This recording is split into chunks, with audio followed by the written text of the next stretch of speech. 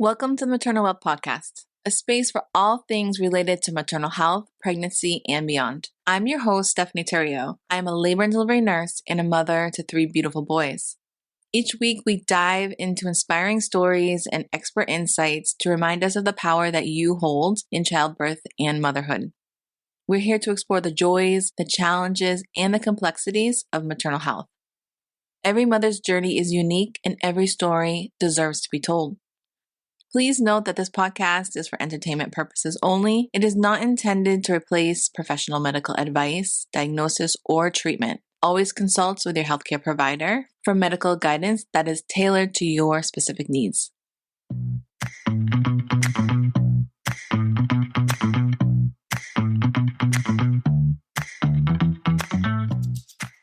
This week's episode features Karen Chipman, a dear colleague of mine at a hospital here in Boston, Massachusetts, and the proud owner of Stork Ready classes and community for pregnancy, birth, and beyond. I'm genuinely excited for you to hear her 3 inspiring birth stories and learn how Stork Ready is truly making a difference for new mothers and families in the Boston area. Karen's birth stories are heartfelt reminders that even if things don't go exactly as planned, we can choose to welcome birth providers and support people in subsequent births who genuinely value and respect our autonomy. Are you ready? Let's get into it.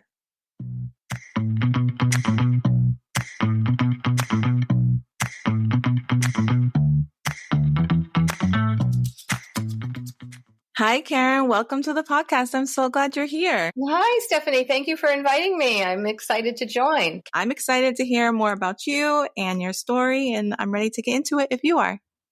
I'm ready. I like to start the episodes learning about you before you became a mom. Okay. All right. So a little bit about me before I became a mom. So my background and my true passion was animals, and I really wanted to be a veterinarian.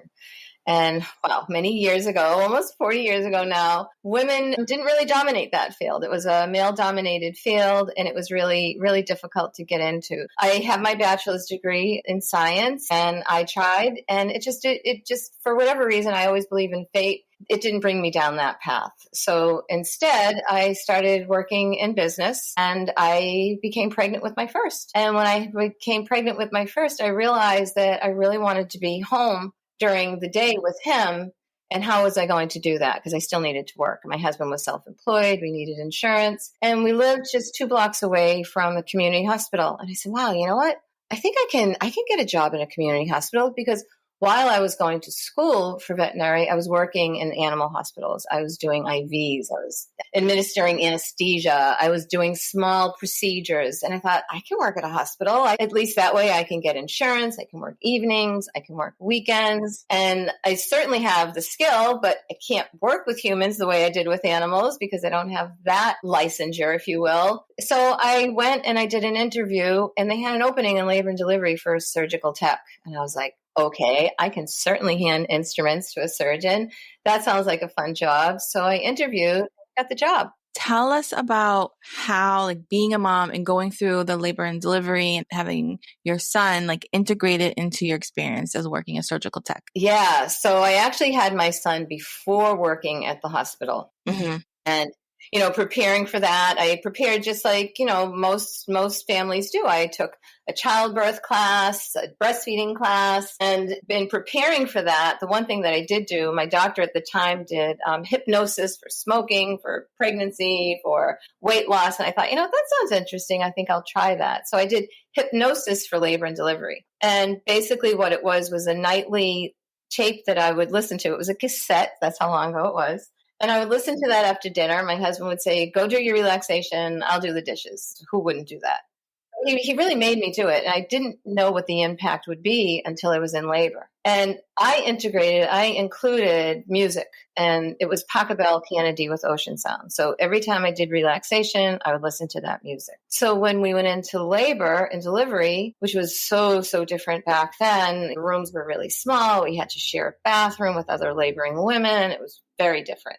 I would listen to that music throughout the labor. And I was really surprised to find that labor wasn't that bad. Sure, I had contractions, but it wasn't like how some women would describe it, or what other women are afraid of. It was really not a bad experience until it came to pushing. And then I had to push for 4 hours because he had this stubborn posterior head, which ended up in a cesarean. So that was actually my first experience with labor and delivery.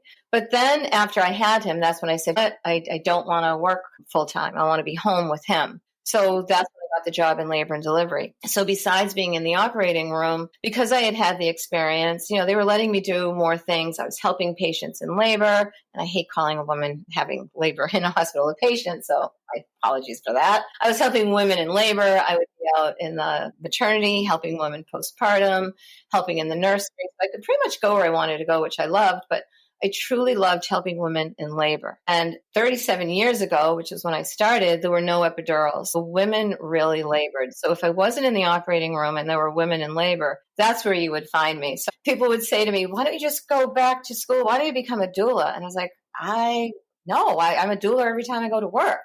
So I'm doing it all the time. I thought that would be great, but then that would again take me away from my babies. I would be going out in the middle of the night. It would be sort of, when's it going to happen? This way, I'm doing really what I loved. I found my new passion, and I'm getting paid for it through the hospital. So that's sort of my background with integrating the labor, my experience, and working in the hospital as a tech. Did you find when you were using the music to help with the labor pains and the experience that the hospital staff was receptive to that kind of therapy? They really were. They were very receptive to it because the doctor that actually did it for me was my OB, and he worked at the hospital. So they were used to seeing women using that and having their headphones on or listening to it.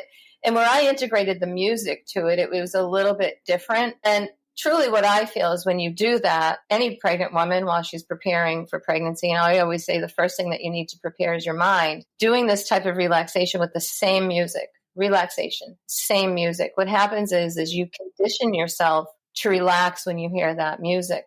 So there would be times when labor was, tough, and I'd be like, oh, I'm not handling it that well. And it was really, my husband's job where he would see that and be like, oh, she's got to listen to her music. So we would, start listening again. I would do the relaxation, do the breathing that I incorporated with it. And it would bring me back to center. It would bring me back to where I needed to be, being in a time where there was not even no epidurals.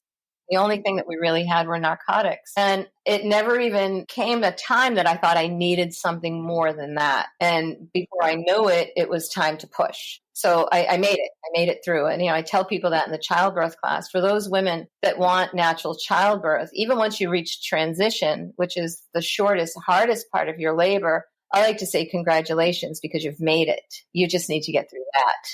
You need your support through that part of your labor. But yeah, I got to fully dilated and pushing. I was like, okay, I guess that relaxation really did help me. And I thank my husband because he was the one that said, go do your relaxation. I'll do the dishes. I think it's so important to recognize the work on both parties' part, on the pregnant person who is preparing, you're doing the hypnosis, you're getting prepared for the labor, and then having that support person telling you and giving you the space to really practice it and prepare. And then in the moment, recognizing when you need that. So I give a lot of props to your husband because that's so essential to have that support person ready and able to help you. It really is. It really is. And that, with you saying that, it reminds me because after I had to have the cesarean, my next pregnancy, I knew right away that I wanted a VBAC, vaginal birth after cesarean. And 35 years ago, it was once a C-section, always a C-section. So I was a little hard pressed to find a doctor that would support that because when I went to see my doctor when I was pregnant, he said, so isn't this exciting? You get to have a C-section this time. And I looked at him and I was a little nervous and I said, I don't want a C-section. I want a VBAC. And he said, you realize that I won't do that? And I said, yeah, I do realize that. He said, you realize you'll have to find another doctor? And I said, yes, I do realize that. And at this point now, I was working at the hospital. I was working in labor and delivery when I was pregnant with my second child. And I really didn't get much support from many people around me wanting a VBAC. Once a C-section, always a C-section. I can remember even a time I was on an elevator and one of the doctors joined me and it was just him and I. And I knew what he was talking about because he looked at me and he said, if you were my wife, I would never let you do this. And I thought, okay, well, Karen on him. So I waited a second and I thought, And I looked at him and I said, well, I guess I'm happy that I'm not your wife. And that's where we kind of left. Mm-hmm. Yeah, right. So I knew that chances they put you into these categories with VBAC, who will be successful, who won't. And my numbers were not that great because I pushed for 4 hours, but I knew I pushed for 4 hours because I had this posterior head. If his head wasn't in that position, would I have been able to deliver him? Probably. Yeah. So I interviewed many doctors, and then one of the doctors who I actually worked with at the hospital, I asked him, I had an interview with him, and he was like, absolutely, you can do this. And he was so, so very supportive. And I thought, all right, now I'm working with the doctor who won't do my VBAC, and I'm working with the doctor who's doing it. And I thought that could be a little awkward, but it wasn't. Everyone was very professional, and it came time for my labor, which brings me back to my husband's story. Mm-hmm. And now I'm a little anxious. I'm a little nervous because I might have to have a C-section. I'm with people that might not be supporting it. But my labor nurse was amazing. My doctor was amazing. And my husband was amazing. And I can remember at one point at 3 a.m, the labor sort of hit a hard point, and he looked at me like, oh boy, we're having a tough time. And he walked around the room, don't laugh. And I always say, don't laugh at me. And he turned on my cassette, and my Pocket Bell Kennedy with Ocean Sounds came on, and it brought me back to center once again. And it came time for pushing. And I think we pushed 20 minutes and out came Alexandra.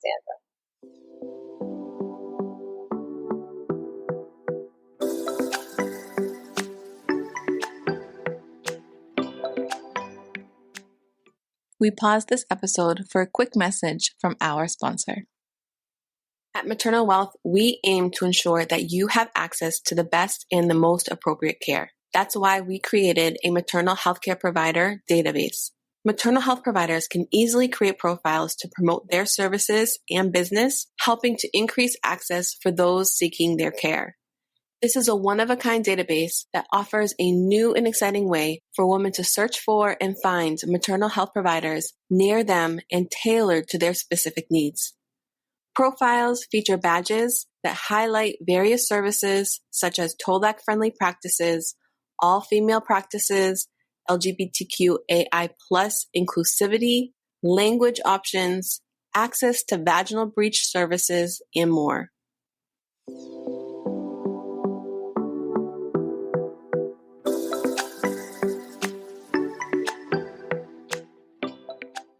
That's a story that I love to share, especially with women who are hoping to VBAC, want to VBAC, that yes, you can do it.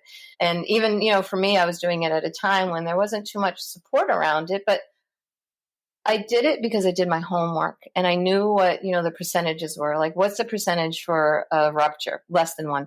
Well, that's pretty good. And what is my percentages for other things to happen if I had a second abdominal surgery? So I weighed those pros and cons, and I thought, this is what I want to do. And I also did it for my baby because I was noticing working in labor and delivery, and this was nothing drastic, but I was noticing scheduled cesarean babies didn't transition as well as vaginal babies or even babies that were experiencing labor. And I was like, wow, why is that happening? So what was happening was that they didn't get that adrenaline that they get from their mom during labor and pushing especially.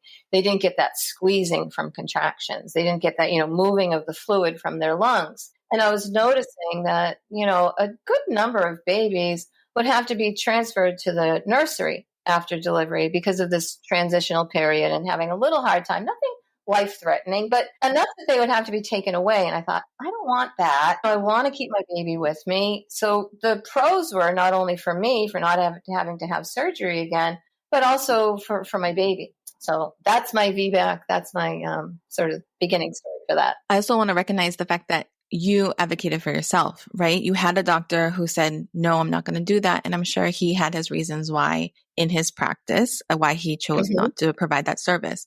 I know you worked in the field, but even having that self-knowledge and that belief in yourself, this is what I want for my body. This is what I want for my birth process. This is what I want for my child at birth. And having that self-awareness and the ability or the willingness to advocate for yourself and do the interviews and find somebody who supported you, that's also important to recognize. And I think that's great that you were able to do that, especially in a time where VBAC wasn't as popular. Mm-hmm. Yeah. All right. I'm curious to hear about baby number 3. How did that go?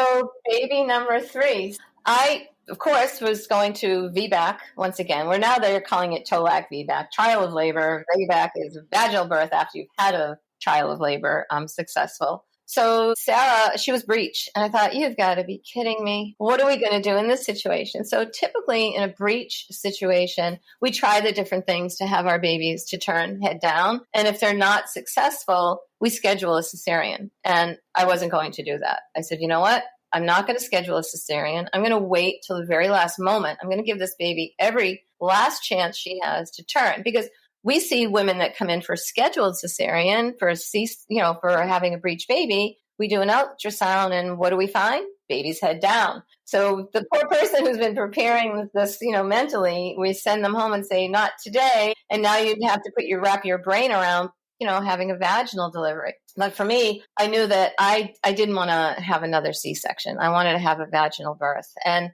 I was going to wait until she decided for me. And even then, I thought, you know what?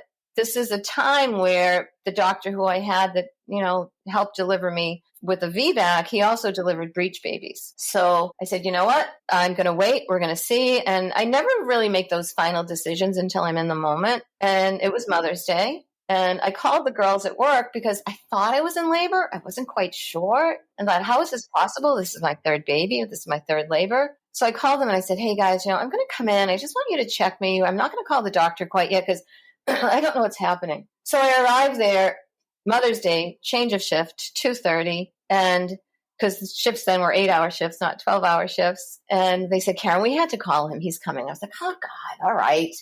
So they put me in the room next to the operating room because now they're really nervous. She's in labor. She's breech. What are we going to do? And I wasn't nervous at all. And he comes in and he checks, and I was 7 centimeters. And they had me on the monitor, and I was contracting, which is strange. Was it because she was breech that I didn't feel them as much? I don't know why, but that's the story that it is. So he broke my bag of water, and we delivered vaginally. I wasn't even there for an hour and a half full time before she was in my arms. And at that time we were starting to do, which is crazy to me, skin to skin. So the staff was really upset with me. When I even talk about that birth story, those that were there were like, we'll never forget that day. We're like, we can't believe you're going to deliver this baby breech VBAC. And I was 2 weeks early, so I knew she was smaller. I was 7 centimeters, already in labor. I have a doctor who I witnessed deliver babies breech. Why wouldn't I do it,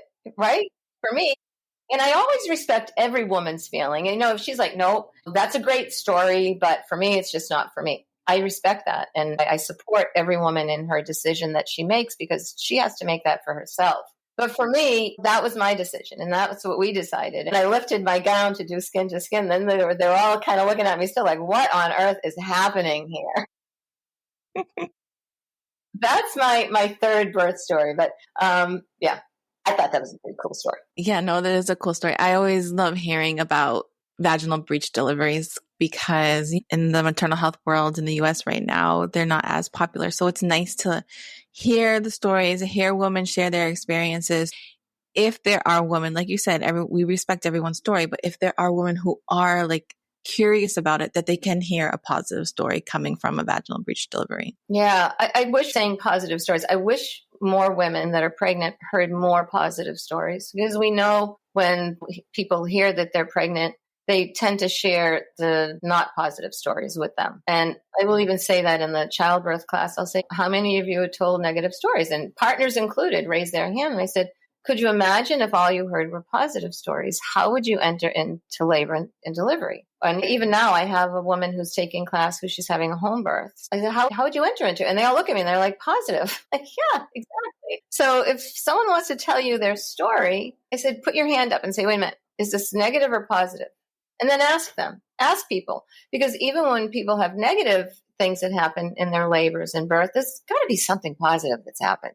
So if they could share that positive thing, that moment, that would I think it would change our mindset for labor and birth. I agree with you 100%. And I'm glad you're doing that. And you say that in your birth classes because we see positive births all the time. We see everything, but there are so many positive stories out there and there's redeeming stories out there. So I'm really glad that you do that in your birth class, because I do think that will make a huge difference. And when women go into labor, I tell my patients, it's mind, body, and spirit. Like, it's all connected. You have to believe that you can do this. You have to believe in your body and the process. And that's so important. So I'm really happy to hear that you say that. Yeah.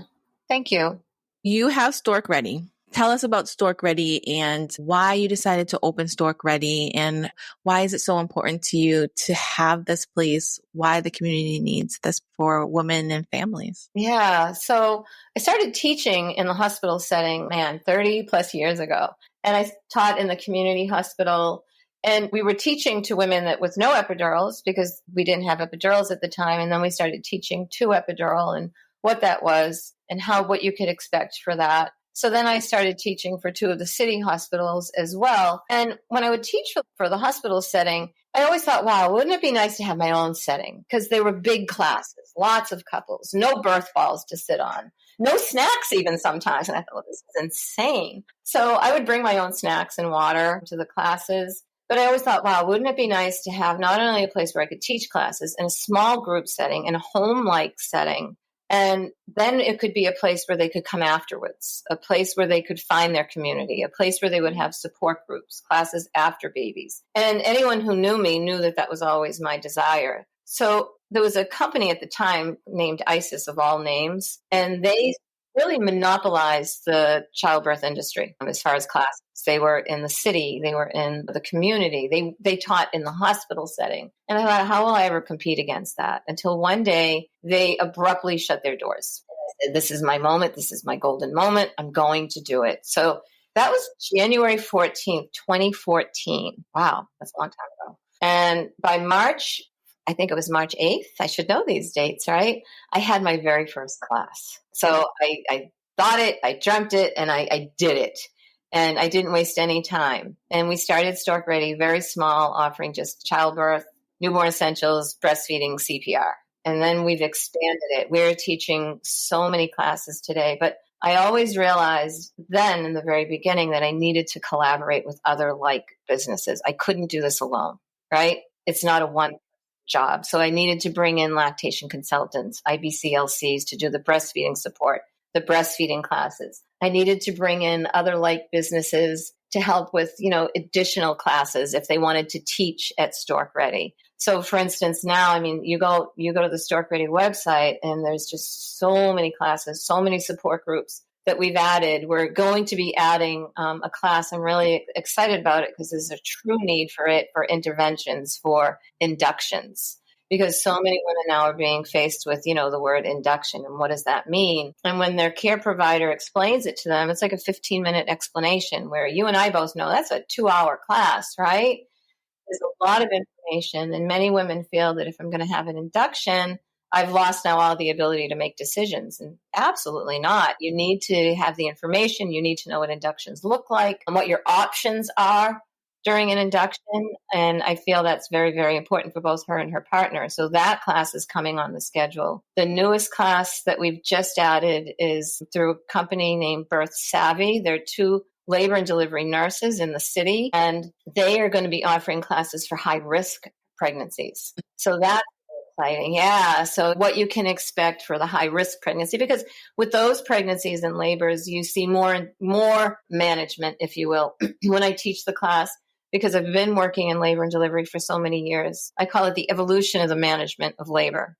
Because labor hasn't changed. It hasn't changed at all. But what has changed dramatically is the management, if you will, of labor. So that class I'm really excited about. I hope that people find out about it, learn about it, know that we're offering it here, because what they're offering is, what you can expect and how you can make decisions in that labor and in that setting. So those are just some of the classes that we offer at Stork Ready. I think it's important to know for people who are listening to this episode and you're pregnant, it's important for you to take classes outside of the hospital in which you plan to deliver, because the information that you're getting at the hospital is the information that they want you to know.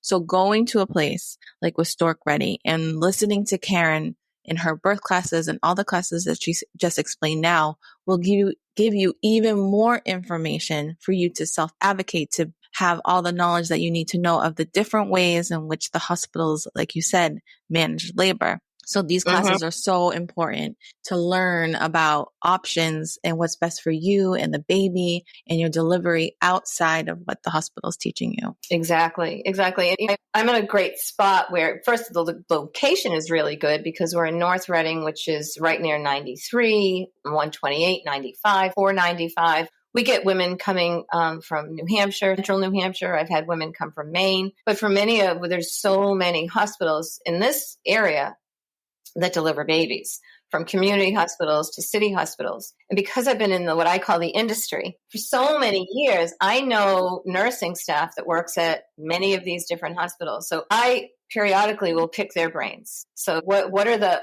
policies at your hospital for membranes rupturing? Do they have to come to the hospital or can they stay home? And even when I make that statement, I want to kind of hit myself over the head and say, do they have to? Which you really don't have to do anything. And that's what I really teach in the class. Like, these are hospital policies. And because it's a policy doesn't mean that you can't say, well, I understand it's a policy. This is what the hospital needs to do, but this is what I would like to do. Is there any way around that policy that will make me feel better and you feel better as my care provider, that we can kind of tweak that, if you will? And you can. And you need to know that you can do that. So knowing all the different hospitals and the staff in those hospitals, that helps me to teach to my clients because they're coming from so many different hospitals, so many different policies, if you will, ways of doing inductions. So yeah, I'm happy that I'm able to do that as well and bring that into my classes.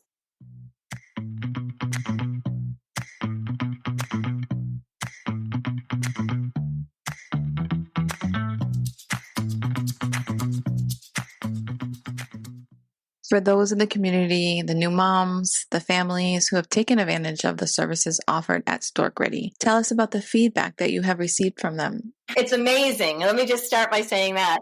And that's really, really why I started the business. So the business is to give that information. To what I like to say in my classes is to empower the laboring woman and her partner. So that they know what they want, advocate for what they want, write those things down. And, when we talk about birth plans, we talk about making it a preference, blah, blah, whatever, but don't write it in paragraph form. Hand it to your nurse. Go over it line by line. And I find that talking about it is better than writing it for her to read. She becomes a better advocate. But besides that, I wanted to start the business for after babies were born, a place where families could come and see each other after, because we all know, those of us that have had babies, how difficult that postpartum period is, those first few weeks. And you don't know how difficult it is until you're in it. And now you're in it, right? So we offer so many things after, and so many parents. And I'm looking, as you say that, ask that question, I'm looking at this portrait that was made for me. It's not a portrait, it's actually a collage. And it was during COVID. So we have this thing that we had Mommy Cafe, and we still have it. And it meets for all new moms to come with their babies. We could have 5 moms here. We could have 15 moms here. And when COVID started, we couldn't have it anymore. And we're like, oh my goodness, what are we going to do? So one of my moms said, Karen, can I do it virtual? I said, of course you can. Every week, she was so dedicated. She did it every week. She knew the babies. She knew everything. And she was amazing. And then when the weather broke, we were like, let's take it to the park. We took it to the park, and we met every week at the same time at the park, social distancing with our blankets and our masks on, but they still met. And they made this collage for me, moments and memories of doing that and how appreciative they were. And Stork Ready now is 11 years old. We still, and I'll get pictures sent to me of families that are still have friendships that started from Stork Ready. And they say that those friendships sometimes are even closer and better than family. And that's why I started Stork Ready, for, that community, getting families together to get through, if you will, that, the postpartum period that can be so, so difficult for so many people. When we talk about the different layers of postpartum depression, 1 in 4 women, 1 in 10 men, we know that we need that support and to help them. And how do we do that? And that was really my desire to start Stork Ready, to get that community. I love that you are talking about the postpartum depression and the postpartum period and how hard it is, because we don't live in a society that supports women and mothers. So being a woman, being a mother, and taking the initiative to create this space and create this community that we can go to and find the support and find that help that we need. Like you said, before you get into it, we have no idea because we don't talk about it. We don't talk about the postpartum experience and the transition into what everyone is saying now, matrescence, the transition and becoming a mother, the loss and the gain, and how our new lives are intertangled into a society that doesn't support us. So having Stork Ready and having you who created this to support us is amazing. And honestly, it probably saves lives. Yeah. So many women, this is interesting to me. I've met, I could say now, thousands of women postpartum through Stork Ready. And some will come to me, and this is what surprises me the most. And they'll say, Karen, I don't know what I would have done without Mommy Cafe. I was suffering the worst postpartum depression. And I look at them and I'm like, how did I not know that? How did I not recognize it? And some women, I recognize it. It's quite easy to recognize. But so many women hide it so well. And I think that's what we need to also recognize is like how here you're coming to it. So it helped. I'm so happy that it helped, but could we have helped you more? Or was that enough? I don't know, right? Because you always want to help more. You always want to do more. But at least knowing that Stork Ready has helped them through that, made their friendships, makes me feel amazing, first of all. But it also makes me want to do more. And how can I do more? So we have done more. I think we've added classes for partners, moms, grandparents, and babies. We've added more groups. So come the fall, I'm really excited about this. So we have the Mommy Cafe, and that's for the moms. That's the mom space, right? Whether it's the partner mom, the mom that delivered the baby, that's the mom space. And that's Mondays. And then Tuesdays, we're going to start Daddies and Donuts. And that's the dad space, right?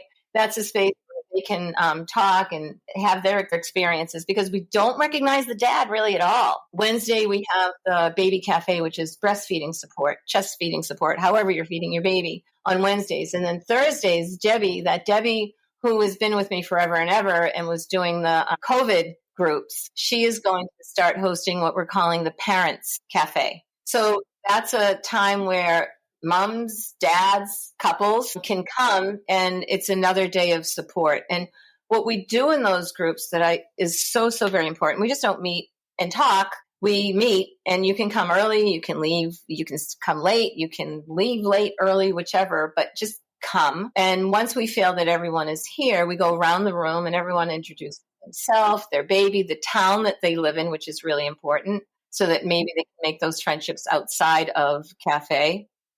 And they then talk about their highs and lows of the week. And that's where it really gets to the nitty gritty, right? Because one woman might be feeling one way, but she's embarrassed to say it. And then another woman across the room says it. And I can remember the highs and lows for so many women. This is my first time getting out of the house with my baby. And when you're pregnant, you think, oh, for crying out loud, that's crazy. And then after you have your baby, you're like, oh my God, I don't want to leave the house.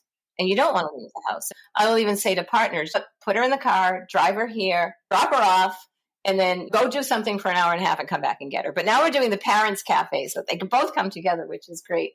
But their big thing is I finally got out of the house. And then a lot of them, their low of the week is they start crying. They get very emotional like this. And they say, my partner's going back to work next week and I don't know what I'm going to do. And that's real, right? Yeah, it is. It really is. And everyone's like, oh, I can't believe she just said that, because why am I crying over that? This is crazy. So much deeper things come out. Funny things come out. One girl I'll never forget. She said, I don't want to talk about my highs and lows this week. She said, I just want to talk about that 6-week checkup. She was so She should have been a comedian. She said, and I know my husband, because they tell you at 6 weeks, you go back to doing everything, and that includes sex. She's like, I just don't want to have sex. She says, my poor husband, he says to me, so what can we do? Like, can we do anything? And she sat there, and I can see where she was sitting, where I'm sitting now. And she touches her knee, and she says, I said to him, my knee. You can touch my knee. And it was just, it was funny, but it was real at the same time, right? Yeah. So I will never forget her. I will never forget her saying that. And we all laughed. And Then there was another time where a woman didn't want to share her highs and lows of the week, and she was so brave. And I could see where she was sitting. And she said, I don't want to share my highs and lows of the week. She said, I just want to ask everyone a question. How brave she was to ask this question. She said, do you ever wake up in the morning and not want to be a mom? Do you ever just want to wake up in the morning and be the person who you were before you became a mom? And the room went silent about 2 seconds, and every single woman in the room shook their head.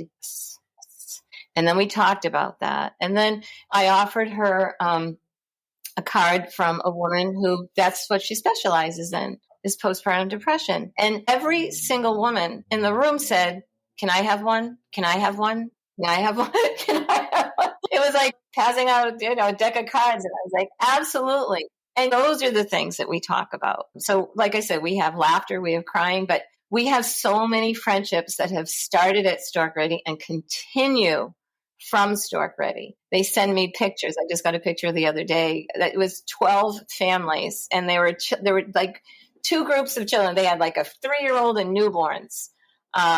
And they were all friends that met here at Stork Ready. And that's where I get most of my, I get kind of even teary about it. It's like, that's why I started the business. Yeah. The stories that you're sharing with me, I'm a mom. It resonates with me too. So this is just, it's so needed. Places like Stork Ready where women can just come together. And now you're helping the fathers too. Because you're right. The fathers, they don't get recognized, and they also need a space. So I love that you're having a space for them too. Yeah. Yeah. And that reminds me too that those young girls that work at the city hospital that are starting classes here, the second class that they're starting, and you can find it on the Stork Ready's website. When you go to just classes, they're there. Birth Savvy. It's basically preparing you for that postpartum period, which I'm really excited about. And I recognize that from the very beginning, started my business. I can't teach all the classes. I can't do all the classes, but I want all these classes. By collaborating and bringing other businesses in that can do that for me is just amazing. So that class is starting. And I really want more people to know that those 2 classes, high risk pregnancies, getting ready for that postpartum period is just so very important. So for those who are listening to the episode, and if they want to learn more about yourself and Stork Ready, where can they find you? So they can find me, Google, just storkready.com. And I say this all the time. I'm not trying to push the baby expo that we host. It'll be our 4th one coming up in September. I really share it more so for the resources that are on the website. We have a partners page on Stork Ready's website that gives you different businesses, pelvic floor specialists, breastfeeding, counseling, all different businesses. But if you go to our obabyexpo.com website, you will find even more resources there. You go to the vendors page, and we're adding vendors still every day because we're building up for our September expo. But there you will find so many resources. And talking about that postpartum period and not knowing what you need or how it will be until you're in it, you don't even realize what resources are out there. Like, there's a resource for that? There's somebody who can help me with that? Yes, there is. So, checking those opportunities, checking those different businesses is really great. Well, Karen, thank you so much. This has been such a lovely chat. Yeah, thank you so much for having me. I've enjoyed it. Thank you for being open and vulnerable and sharing your birth story so that other women can hear the positive stories and self-advocacy and learning more about Stork Ready. And I really hope that women and families who are listening to the episode reach out to you and they can get the support and help that they need. Yeah, me too. Thank you so much for having me. I really enjoyed it.